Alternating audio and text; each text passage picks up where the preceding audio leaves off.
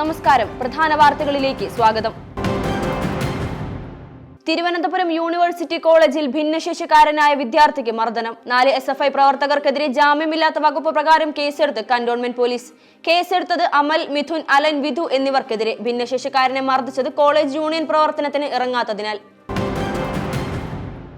ശിശുക്ഷേമ സമിതിയിൽ കുഞ്ഞിനോട് കണ്ണില്ലാത്ത ക്രൂരത. 2.5 വയസ്സുകാരിയുടെ ജനനേന്ദ്രിയത്തിൽ മുറിവേൽപ്പിച്ചു. ആയമാർ ഉപദ്രവിച്ചത് കുട്ടിക്കിടക്കയിൽ മൂത്രമൊഴിച്ചതിന്. 3 ആയമാർക്കെതിരെ പോക്സോ കേസെടുത്തു. അജിത, മഹേശ്വരി, സിന്ധു എന്നിവരാണ് അറസ്റ്റിലായത്. ഉപദ്രവിച്ചതിനും ഉപദ്രവിച്ചക്കാരെ മറച്ചുവെച്ചതിനുമാണ് കേസ്. കുട്ടിക്ക് വൈദ്യസഹായം നൽകി. കർശന നടപടി ഉണ്ടാകുമെന്ന് ശിശുക്ഷേമ സമിതി ജനറൽ സെക്രട്ടറി. ഒരാഴ്ച ഡ്യൂട്ടിയിലുണ്ടായിരുന്ന 7 താൽക്കാലിക ജീവനക്കാരെ പിരിച്ചുവിട്ടു.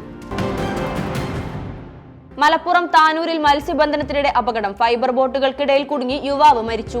മത്സ്യബന്ധനത്തിന് പോയ ബോട്ടുകൾ കൂട്ടിയിടിക്കുകയായിരുന്നു. താനൂർ സ്വദേശി യൂസഫ് കോയയാണ് മരിച്ചത്. കൊച്ചിയിലേക്ക് കടത്തിക്കൊണ്ടുവന്ന അപൂർവ ഇനം പക്ഷികളെ തായ്ലൻഡിലേക്ക് തിരിച്ചയച്ചു. ഔദ്യോഗിക നടപടിക്രമങ്ങൾ പൂർത്തിയാക്കിയ ശേഷമാണ് തിരിച്ചയച്ചത്. പന്തളം നഗരസഭാ അധ്യക്ഷയും ഉപാധ്യക്ഷയും രാജിവെച്ചു. അവിശ്വാസത്തിന് മുൻപേ രാജിവെച്ചൊഴിഞ്ഞ് BJP നഗരസഭാ അധ്യക്ഷയും ഉപാധ്യക്ഷയും. സുശീല സന്തോഷും യു രമ്യയുമാണ് രാജിവെച്ചത്. നടപടി അവിശ്വാസ പ്രമേയം നാളെ ചർച്ചയ്ക്കെടുക്കാനിരിക്കെ. രാജിക്ക് പിന്നിൽ വ്യക്തിപരമായ അസൗകര്യമെന്ന് BJP ജില്ലാ പ്രസിഡന്റ് VA സൂരജ്.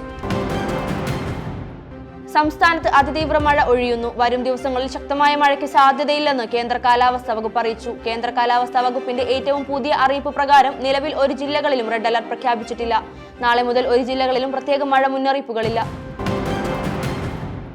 മുസ്ലിം പള്ളിയിൽ സർവേക്ക് അനുമതി നൽകിയതിനെ തുടർന്ന് സംഘർഷം പൊട്ടിപ്പുറപ്പെട്ട സമ്പൽ സന്ദർശിക്കാൻ ലോക്സഭാ പ്രതിപക്ഷ നേതാവ് രാഹുൽ ഗാന്ധി. നാളെ ഉത്തർപ്രദേശിലെ കോൺഗ്രസ് MPമാർക്കൊപ്പമാണ് രാഹുൽ സമ്പൽ സന്ദർശിക്കുക.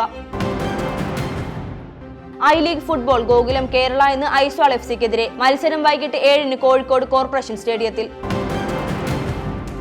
ഇതോടെ ഇന്നത്തെ പ്രധാന വാർത്തകൾ അവസാനിച്ചു. നന്ദി, നമസ്കാരം.